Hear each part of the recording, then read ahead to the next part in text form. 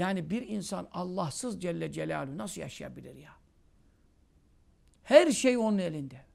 Kudretinde yani demek istiyorum. Bizim gibi eli yok haşa. Ya bir kabız yapsa bas bas bağırırsa tuvaletlerde. Acil servise kalkarsın ya. Her şey onun yönetiminde. Şimdi hep bela mı gelince hatırlamak lazım.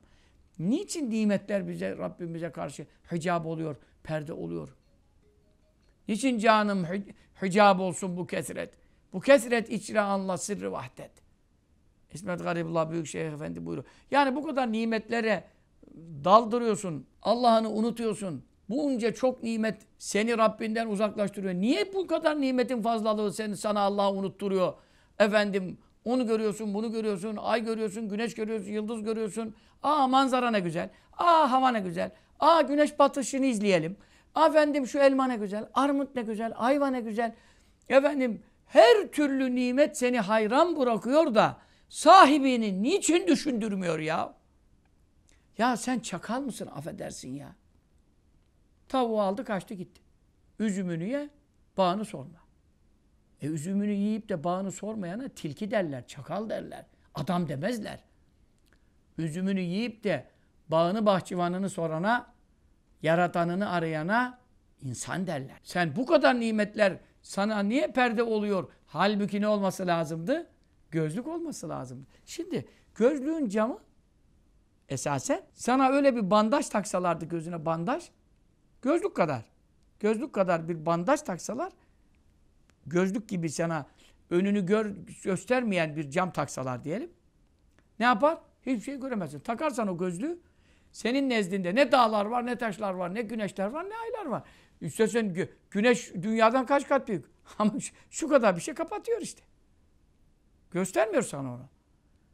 Şimdi aynı perde yerine, aynı göstermeyen efendim cam yerine çıkart onu.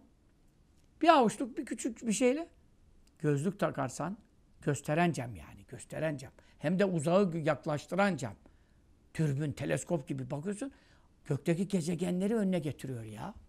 Ya, böyle bir şey koyuyorsun gözüne, bakıyorsun ne kadar uzaktaki yakın olmuş. Onun için senin bu çok nimetler sana niye hicab oluyor? Sana niye perde oluyor? Sen ne yapman lazım?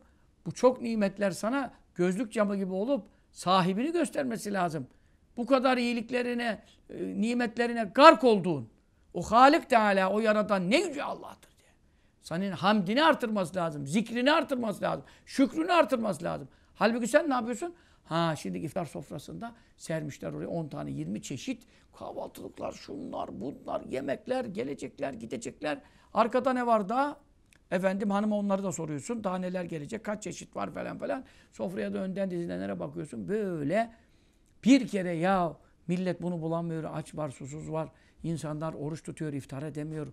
Efendim kafalarına bomba yağıyor. Ben bu nimetler içinde Allah'ıma ne kadar hamd edeyim, ne kadar şükür. Şimdi Ramazan hilali görünecek işte mübarek ay. Ne kadar hamd edeyim bu mübarek aya beni kavuşturdu. Bana görmeyi nasip et. Şimdi tekbir getirmek zamanı değil midir? Şimdi hamdü sena etmek zamanı değil midir?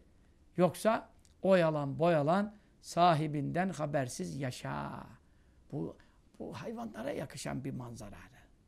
Yani nimetleri görüp nimeti ihsan edeni tanımamak, anmamak, yad etmemek, zikretmemek, şükretmemek insan işi değil.